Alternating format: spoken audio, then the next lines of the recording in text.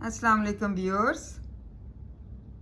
Topic is list of some very common strong verbs. Present tense and past tense. Kaling, चिमटना, कलंग, चिमटा. Do काम करना, did काम किया.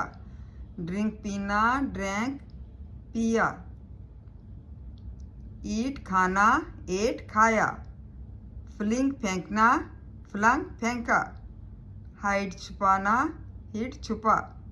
Run दौड़ना, रैन दौड़ा. स्पिन काटना, स्पन काटा. स्ट्रिंग डोरी बांधना, स्टैंग डोरी बांधी. स्ट्राइक मारना या टकराना. स्ट्रक मारा या टकराया.